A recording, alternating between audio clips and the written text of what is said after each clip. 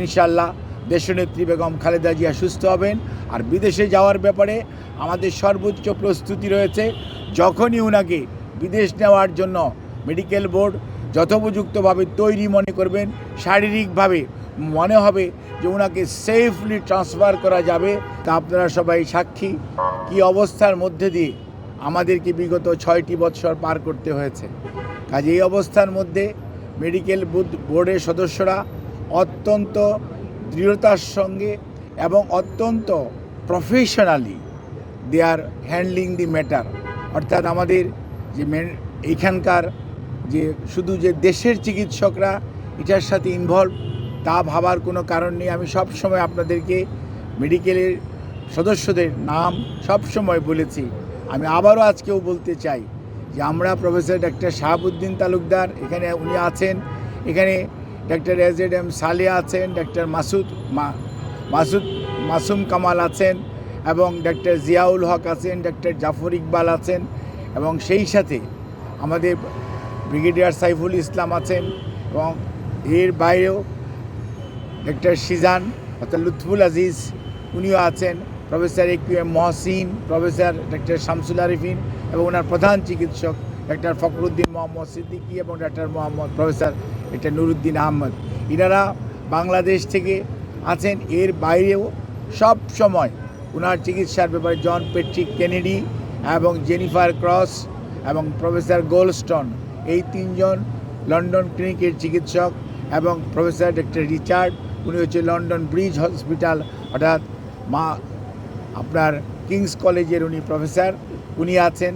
Shakil Farid পেপোয়ার Cambridge যে cardiology centre সেইটার সাথে জড়িত আছে এবং প্রফেসর গার্বি উনি হচ্ছেন একজন আপনার কার্ডিওলজিস্ট যিনি ভ্যালভুলার হার্ট ডিজিজ হ্যান্ডেল করেন, উনি এটার সাথে সম্পৃক্ত আছেন। এবং ইউএসএ থেকে প্রফেসর হাবিবুর রহমান লুলু এবং professor John Hamilton, professor doctor Hamid Rab, professor doctor Rafiquddin Ahmed, professor doctor Jorjis, এনারা কিন্তু ওনার চিকিৎসার সাথে সম্পৃক্ত আছেন।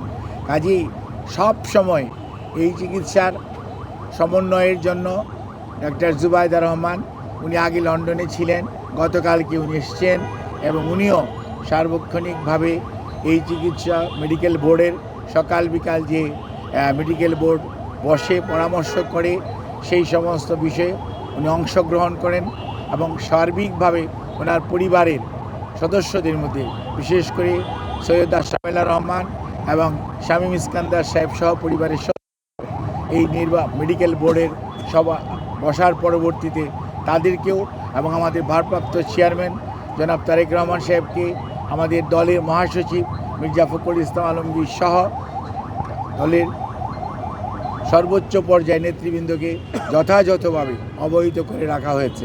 কাজে ওনার চিকিৎসার ব্যাপারে বিভিন্ন ধরনের সোশ্যাল মিডিয়াতে, আমি তো সোশ্যাল মিডিয়া দেখার সুযোগ হয় না, আমি দেখিও না, কিন্তু কোনো সময় অনেক গুজব শোনা যাচ্ছে বা অনেকে বেড়ায়।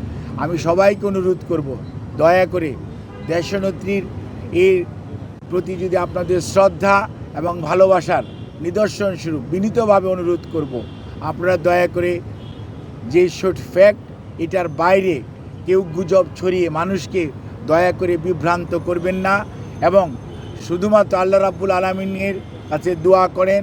আল্লাহর অশেষ সহমতে সব সময় উনি এসছেও প্রতিকূল অবস্থা থেকে আল্লাহ ওনাকে সুস্থ করেছেন। আপনাদের সবার দোয়ায় আমরাও এবার এবং মেডিকেল বোর্ড অত্যন্ত আশাবাদী যে এবারও ওনার যে শারীরিক জটিলতা এটা থেকে আপনাদের দোয়া এবং আল্লাহর অশেষ মেহেরবানিতে ইনশাআল্লাহ দেশনেত্রী বেগম খালেদা জিয়া সুস্থ হবেন।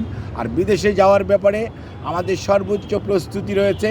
যখনই ওনাকে বিদেশ নেওয়ার জন্য মেডিকেল বোর্ড যথোপযুক্তভাবে তৈরি মনে করবেন, শারীরিকভাবে মনে হবে যে ওনাকে সেফলি ট্রান্সফার করা যাবে। কারণ মনে রাখতে হবে 12 থেকে 14 ঘন্টা যখন আপনি এয়ার ফ্লাই করবেন তখন যে হাই অল্টিটিউডে মানুষের শারীরিক যে পরিবর্তন হয় সেটির সাথে খাপ খাওয়ানো একজন অসুস্থ মানুষের পক্ষে